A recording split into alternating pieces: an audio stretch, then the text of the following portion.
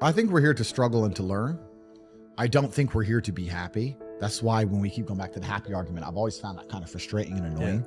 When someone goes, oh, but I want to be happy. Why?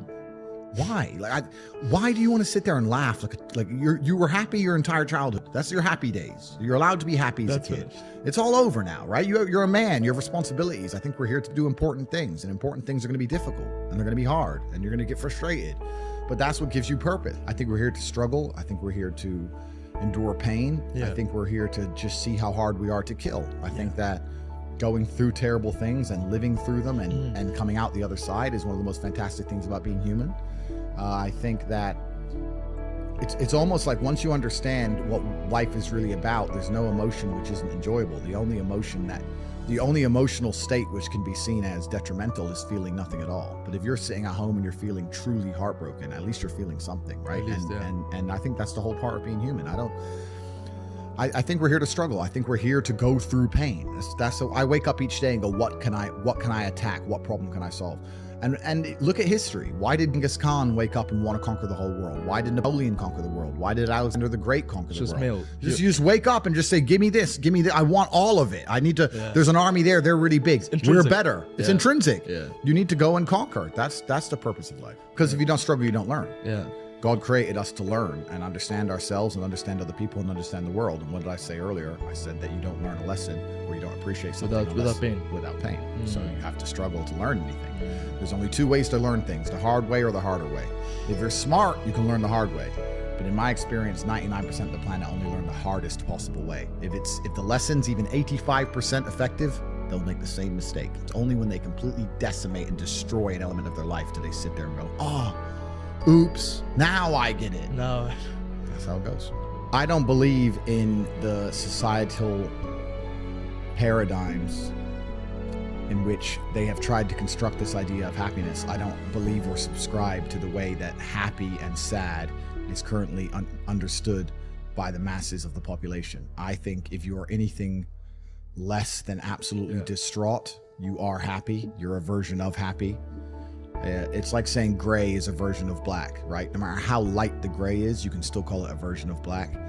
And unless you've gone through an event, which hopefully doesn't happen too often, like the passing of a family member or something that's truly destructive and detrimental to your mindset, besides these events, which hopefully only happen a few times in your life, you should be happy. If you're not crying or paralyzed in silence due to the absolute magnitude of a detrimental circumstance or the absolute magnitude of a negative event, then you are a version of happy. So I am always happy is the short answer. I don't believe in not being happy. I don't believe in not saying to myself I'm happy. I'm always a version of happy.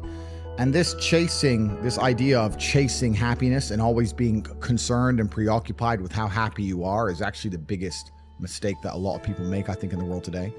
Especially men who wake up and go, oh, I don't really feel happy, so I need to get happier. And that's how they end up down a hedonistic path of drugs or alcohol or gambling, chasing pleasure.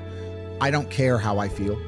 I don't care if I feel happy or sad. It doesn't really affect what I do each day. I do the exact same things. I act the exact same way. I don't care. I don't put weight to the significance of the emotion. So I always consider myself a happy person, but if I woke up and I was slightly less happy one day than another, it wouldn't affect anything I do and I wouldn't put any relevance to it. I'm human and that's life. And so am I any happier now that I have hundreds of millions of dollars than before I was broke? Not really, but I was never unhappy. I'm the same state that I was then that I am now. I have work to do and I will do it. It's as simple as that. Well, also, there's no light without dark, and there's no joy without pain. You can't have a rainbow without a little rain. Exactly. And no matter how hard you chase pleasure and happiness, there's going to be dips and troughs in between. There's going to be come downs and downtrends, and you're going to have the juxtaposition between that time you were laughing your head off and acting giddish like a child, and the time that you feel depressed as such. And I think it's much better to just adopt a very disciplined, stoic mindset. I'm always the same base level of happy regardless. If I lost all of my money today, I would be the same happy. If my net worth quadrupled, I'd be the same happiness. As long as I am alive and the people I care about and love are alive, and as long as God gives me the honor of doing my duties and providing for the people I care about, as long as I get to wake up and know that there's a whole bunch of people in the world who need me, and I get to work hard to please them and do good for society and good for the world, then I'm a vessel of God, and I'm happy enough to survive. That's all I look at it as. I don't ever consider how do I feel. That doesn't cross my mind. I have things to do. I'm too busy. I have things to do every single day. I have very important things to do, and how I feel really is not going to affect how I complete those tasks. Right. And when I speak to men, they say I'm unhappy or I need to be happier. I think that's absolutely the wrong frame of life. You're a man, you have duty, you have honor, you have things you should be doing regardless of how you feel. And the people who are perma-obsessed with happiness or sadness, I just think it's the wrong paradigm to view the lens of life. I think you should get up and do what needs to be done.